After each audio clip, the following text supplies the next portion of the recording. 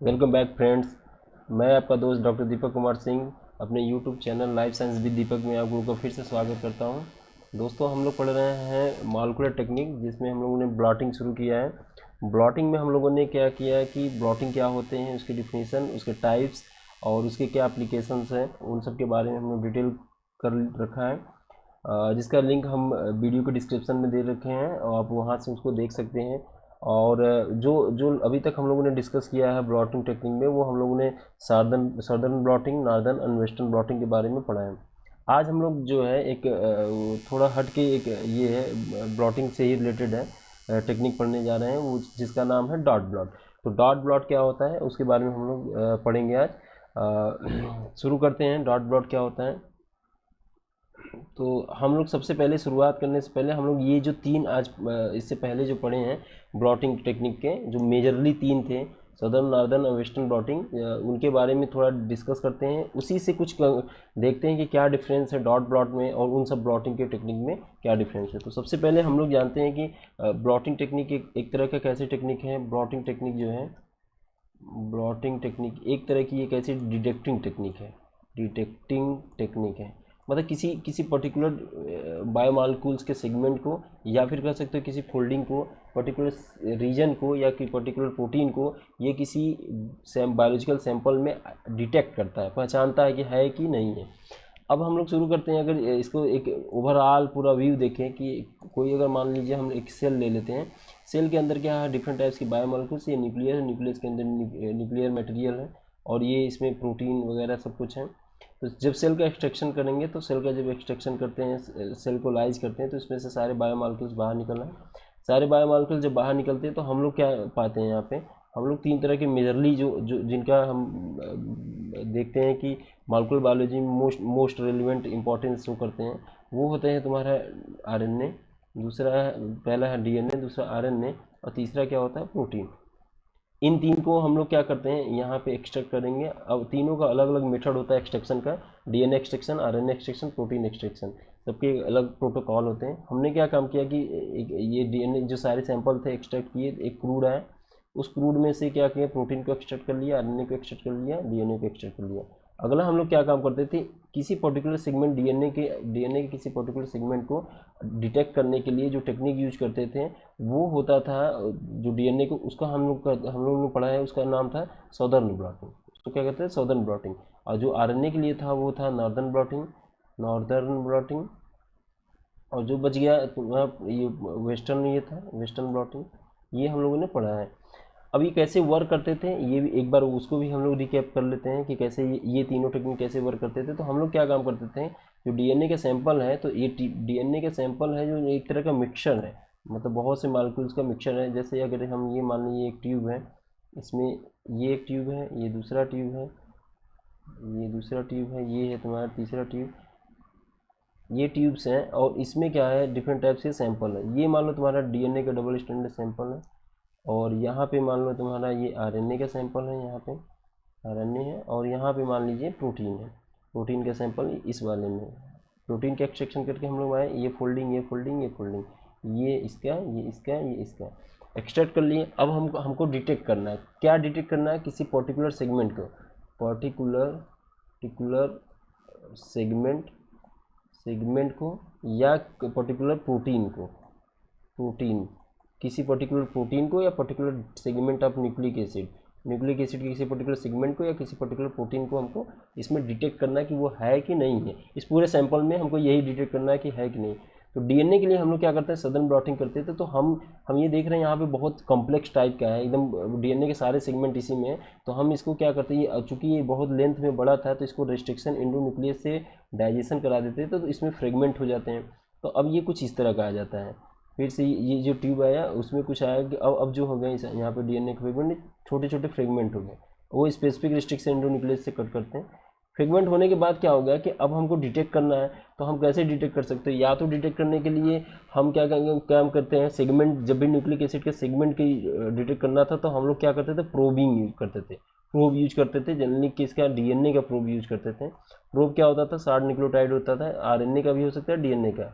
वो जो है कम्प्लीमेंट्री होता था, किसी पर्टिकुलर रीजन पे जाके वहाँ बाइंड करता था, उसको रेडियो लेबल्ड कर देते थे, ये जाके वहाँ पे हाइब्रिडाइज कर जाता था। और ये दोनों जो न्यूक्लिक एसिड वाला था, डीएनए आरएनए वाला, वो दोनों हाइब्रिडाइजेशन बेस्ड ही था। प्रोटीन वाले में हम लोग क्या करते थे, एंटीजन एंटीबॉडी रिएक्शन पे प्राइमरी एंटीबॉडी सेकेंडरी एंटीबॉडी इन सब पे वर्क कराते थे। प्राइमरी एंटीबॉडी पे वर्क करता था क्या, सेकेंडरी एंटीबॉडी, ये दोनों हैं जो वर्क करते थे इस बेसिस पे ये काम करता था, मतलब इम्यूनो ब्लॉटिंग जिसे हम लोग कहते थे, इस पे काम करता था। तो चूंकि अगर हम प्रोबिंग करना है, इसमें सर्च करना है कि वो डीएनए है कि नहीं, तो इसको हमको सबसे पहली बात तो होगी सेपरेट करना होगा। तो सेपरेशन के लिए इसको भी सेपरेट करना पड़ेगा, इसको भी सेपरेट करना पड़ेगा, इसको भी सेपरेट करना है। तो सेपरेशन के लिए हम लोग के पास एक टेक्निक होती है जेल इलेक्ट्रोफोरेसिस। क्या होती है, जेल इलेक्ट्रोफोरेसिस। जेल इलेक्ट्रोफोरेसिस जब कर देते तो किसी एक जेल पे जो होता है वो सैंपल क्या होता है तुम्हारा, जो सैंपल होता है वो क्या करता है, रन कर जाता है और एक बेंडिंग पैटर्न देता है। ये भी एक बेंडिंग पैटर्न देगा इसमें भी, और इसमें भी एक बेंडिंग पैटर्न देगा। इसके लिए जेल इलेक्ट्रोफोरेसिस हम लोग दूसरा करते हैं, जैसे इसके लिए एचडीएस पेज करते हैं, एचडीएस पेज। और इसके लिए क्या करते हैं, जनरली एग्रो जेल इलेक्ट्रोफोरेसिस करते हैं, agro gel electrophoresis, gel electrophoresis करते हैं। इसके लिए भी यही एग्रोज ही करते हैं, एग्रो जेल इलेक्ट्रोफोरेसिस ये कर लेते हैं। अब उसके बाद हम लोग क्या करते हैं, कुछ बेंडिंग पैटर्न हमको मिलता है। ये जैसे इसमें एक बेंडिंग पैटर्न मिला, इसमें ये बेंडिंग पैटर्न मिला, ये मिला, और इसमें मान लो कुछ ये बेंडिंग पैटर्न मिला, ये बेंडिंग पैटर्न मिला। इस बेंडिंग पैटर्न किस में मिला, ये जेल पे मिला। इस बेंडिंग पैटर्न पे अब हम जा रहे हैं, अगर ये डीएनए आरएनए की बात होगी तो किससे करेंगे, ये प्रोबिंग से, ये प्रोब बनाएंगे, ये उसी को हाइब्रिडाइज करेंगे। तो चूंकि जेल बहुत फ्रेजाइल होता है, इस पर हम नहीं हाइब्रिडाइज कर सकते, ना तो इस पर ही कर सकते हैं, ये भी जेल है, ये भी जेल है, तो ये बहुत फ्रेजाइल होता है, इसलिए हम इसको क्या करते हैं, ब्लॉटिंग कर देते हैं, मतलब इसका ट्रांसफ़र कर देते हैं किसी दूसरे मेम्ब्रेन, किसी मेम्ब्रेन पे जो नॉन फ्रेजाइल हो, थोड़ा स्ट्रांग हो। तो जो मेम्ब्रेन होगा वो जनरली क्या होता है, वो इसलिए यूज़ किया जाता है कि उस पर हम हाइब्रिडाइजेशन या एंटीजन एंटीबॉडी का रिएक्शन करा दें। अगर वो प्रोटीन के केस हो तो वहाँ पे हम लोग क्या करते हैं, इसको यूज़ कर लेते हैं। अब देखो जैसे यहाँ पे जैसे ही आया तो ये सारे पैटर्न जो होते हैं इलेक्ट्रोब्लॉटिंग या कैपिलरी रिएक्शन से, ये सारे पैटर्न इस पर आ गए। और ये तुम्हारा क्या है, एनसी नाइट्रोसेलुलोज का मेम्ब्रेन है, मेम्ब्रेन आ गया। सिमिलरली ये भी नाइट्रोसेलुलोज का मान मेम्ब्रेन है, और ये भी मेम्ब्रेन ही है। तो ये मेम्ब्रेन का इस्तेमाल कर लिया, सेम पैटर्न इस पर भी आ गया, यही पैटर्न इस पर भी आ गया। अब ये आ गया, इसी पे अगर ये डीएनए आरएनए का होगा तो जो प्रोब यूज किए हैं हम लोग, जो प्रोबिंग जिसको कहते हैं, प्रोबिंग कर लिए हम लोग, यहाँ पे प्रोब यूज किए, इसको रेडियो लेबल्ड किए, इस पे पोर कर देंगे, इसको इंक्यूबेट यहाँ पे पास में कर देंगे। जहाँ हाइब्रिडाइज करेगा वहाँ पे एक्सरे डिफ्रैक्शन जब करेंगे तो वहाँ रेडियो लेबल्ड होगा तो फ्लोरिश करेगा, बाकी और कुछ भी नहीं दिखेगा। तो इससे हमको ये पता चल जाएगा ये डिटेक्ट हो गया, इसी कहते हैं सदर्न ब्लॉटिंग। अगर ये आरएनए के केस में होगा तो यहाँ पे भी प्रोबिंग कर लेंगे, डीएनए का भी यूज़ कर सकते हैं, आरएनए का प्रेफरेबली डीएनए का हम लोग प्रोब यूज करते हैं। तो मान लो यहाँ पे बाइंड कर लिया ये, तो यहाँ पे केवल दिखेगा और क्या नहीं दिखेगा, तो कन्फर्म हो जाएगा हाँ ये सेगमेंट है कि नहीं है। यहाँ वाले में हम लोग क्या काम करते हैं, सबसे पहले क्या करते हैं कि प्राइमरी एंटीबॉडी यूज करते हैं, फिर उसके बाद क्या करते हैं, सेकेंडरी एंटीबॉडी यूज करते हैं। सेकेंडरी एंटीबॉडी की खास बात होती है ये इंजाइम लिंक्ड होता है, इंजाइम होता है इसमें, इंजाइम होता है, और एक सबस्ट्रेट का यूज करते हैं जो प्रोडक्ट में चेंज हो जाता है, जो रंग कलर देता है, फ्लोरेसेंस देता है। तो इन सब प्रिंसिपल पर काम करता था। तो ये इम्यूनोब्लॉटिंग जिसको कहते थे, और ये इस तरह था। तो ये था पूरा कैप की कैसे हम लोग ब्लॉटिंग का इस्तेमाल करते हैं डीएनए को आइडेंटिफाई करने के लिए, आरएनए को डिटेक्ट करने के लिए, प्रोटीन को डिटेक्ट करने के लिए। इसी में अब आ जाता है तुम्हारा डॉट ब्लॉट। डॉट ब्लॉट क्या होता है, तो डॉट ब्लॉट क्या करता है कि ये इसको सदर्न ब्लॉटिंग करते थे, इसको नॉर्दर्न, इसको वेस्टर्न। तो इन सदर्न करना तो केवल डीएनए के लिए, नॉर्दर्न आरएनए के लिए, वेस्टर्न प्रोटीन के लिए। डॉट ब्लॉट के खास बात है ये न्यूक्लिक एसिड के लिए भी कर सकते हो और किसके लिए कर सकते हो, प्रोटीन के लिए भी। तो अगर कोई पूछे कि डॉट ब्लॉट किसके लिए परफॉर्म किया जाता है, वो भी डीएनए के लिए भी कर सकते हैं, आरएनए के लिए कर सकते हैं, प्रोटीन के लिए भी कर सकते हैं। तो पूछा जाता है क्या डिफरेंस है, जब ये भी एक तरह का डिटेक्टिंग टेक्निक है, ये भी एक तरह की कैसी टेक्निक है, डिटेक्टिंग टेक्निक, ये पहचानने वाली, डिटेक्ट करने वाली है। तो इसमें क्या होता है, तो बस बच्चों इतना याद रखना कि जो भी डॉट ब्लॉट होता है उसमें हम लोग एक स्टेप को, यहाँ का एक स्टेप को स्किप कर जाएंगे, वो स्टेप होगा तुम्हारा जेल इलेक्ट्रोफोरेसिस।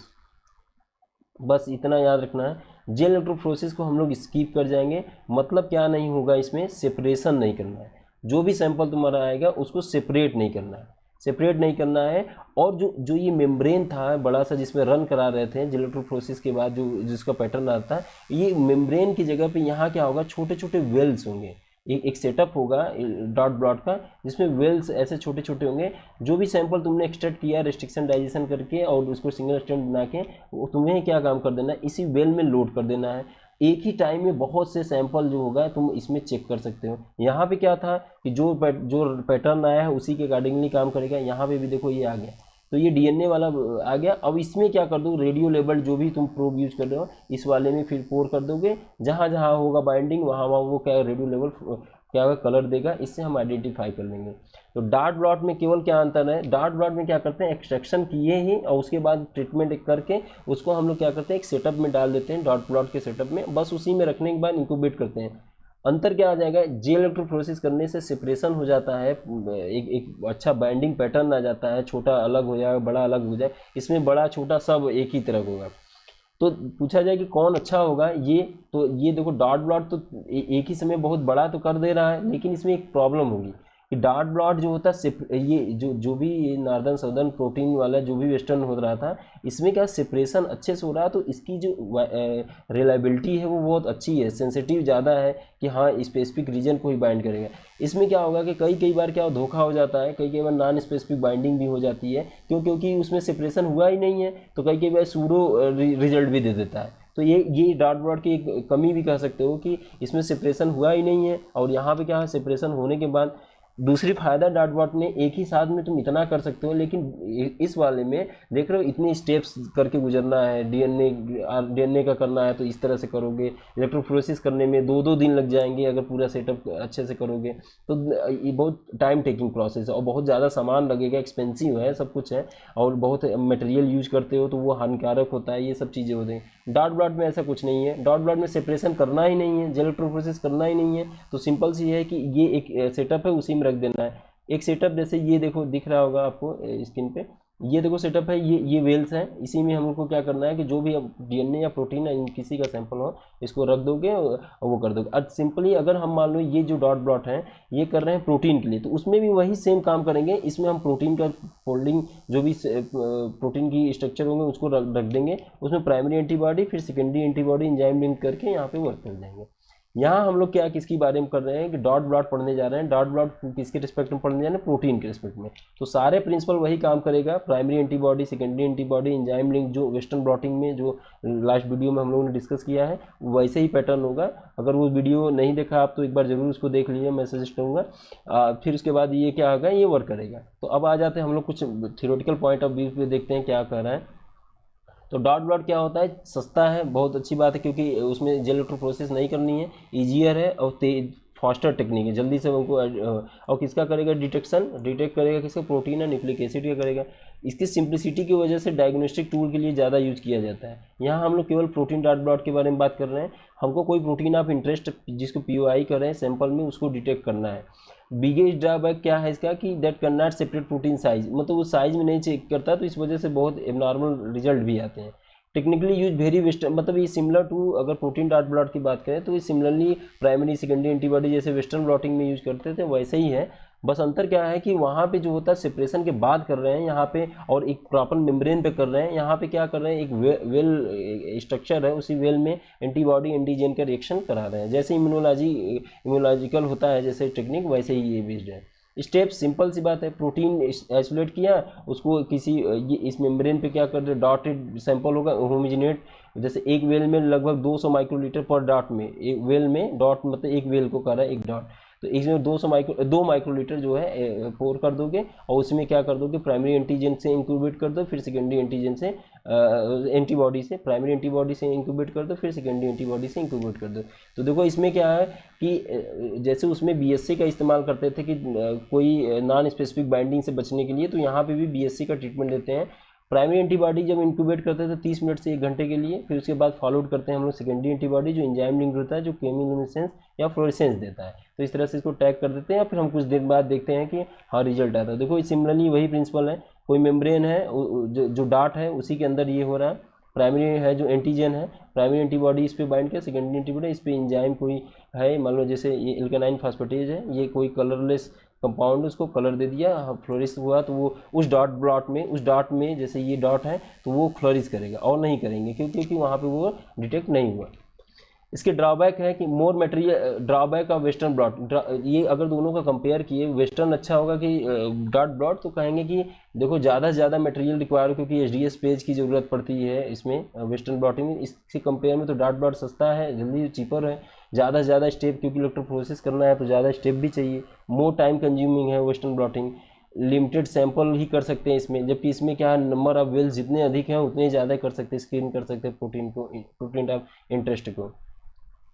और मोर ट्रबल शूटिंग है, जैसे वेस्टर्न ब्लॉटिंग मोर स्टेप है तो ज़्यादा स्टेप तो ज़्यादा चांसेस होती है ना गलती होने की, कि इलेक्ट्रोफोरेसिस सही नहीं हुआ तो फिर बाइंडिंग पैटर्न गड़बड़ होगा। लिमिटेशंस हैं डॉट ब्लॉट के भी, कुछ लिमिटेशंस हैं, जैसे कि मल्टीपल टारगेट बता देता है, कि नॉर्मल और मॉडिफाइड जीन को ये प्रोटीन को बता ही नहीं पाता, सेम डॉट ब्लॉट मतलब डिफ्रेंशिएट करने में प्रॉब्लम होती है। हायर बैकग्राउंड नॉइज हो जाता है, क्योंकि नॉन स्पेसिफिक बाइंडिंग ज़्यादा से ज़्यादा दिखती है, क्यों, क्योंकि फॉल्स पॉजिटिव चार्ज दिखता है, क्योंकि यहाँ सेपरेशन तो हुआ ही नहीं है, नॉट सेपरेटेड बाई चार्ज ना, चार्ज से तो वो साइज से सेपरेट हुआ ही नहीं है, यही तो फ़ायदे हैं वेस्टर्न में। नहीं, भले से ये बहुत ज़्यादा हो रहा है लेकिन इसमें तो फ़ायदे है ही नहीं, क्यों, क्योंकि इस बात में अगर सेपरेट होगा तो ज़्यादा सही है ना, तो ये जल्दी तो हो जाता है लेकिन बहुत उतना एक्यूरेट नहीं होता उसके कंपेयर में। सिग्नल नॉर्मलाइजेशन में भी ये एक तरह से रोल प्ले करता है। कंक्लूजन ओवरऑल क्या है, dot blot white and not as informative as techniques as a western blotting, इतना नहीं इन्फॉर्मेटिव जितना वेस्टर्न ब्लॉटिंग, बट लेकिन हाँ बहुत ही सस्ता है, इन एक्सपेंसिव है, क्विक है, जल्दी है, यूजफुल टेक्निक है। और एंटीबॉडी कंपेरिजन तो इसमें लार्ज नंबर ऑफ सैंपल कर सकता है जल्दी से ही। इफ़ द सैंपल प्रोटीन, अगर हमारा गोल केवल प्रोटीन ऑफ इंटरेस्ट को चेक करना है तो डेफिनेटली डॉट ब्लॉट के लिए जाए, नहीं तो फिर अगर बहुत एक्यूरेट इस तरह की चीज़ों को देखना है तो हम वेस्टर्न ब्लॉटिंग में जा सकते हैं। ये था तुम्हारा क्या वेस्टर्न ब्लॉटिंग, इसमें सॉरी डॉट ब्लॉट था। हम लोग एक एमसीक्यू कर लेते हैं कि technique dot not involve the separation of biomolecules, तो ये डॉट ब्लॉट में नहीं करते हम लोग ना, यही तो है कि डॉट ब्लॉट में इलेक्ट्रोफोरेसिस नहीं करते तो सेपरेशन की कोई बात ही नहीं होगी, और ये एक तरह से उसका ड्रॉबैक भी है। तो होप ये था पूरा आज का वो डॉट ब्लॉट क्या होता है इसके बारे में, और होप आपको वीडियो ये अच्छा लगा होगा। अगर आप चैनल पर नए हो तो चैनल को कृपया सब्सक्राइब करें और लाइक शेयर करें।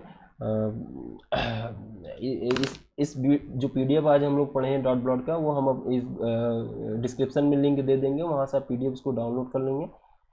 तब तक के लिए बाय, फिर मिलते हैं नए वीडियो में किसी इंफॉर्मेटिव वीडियो के ही साथ। Thank you.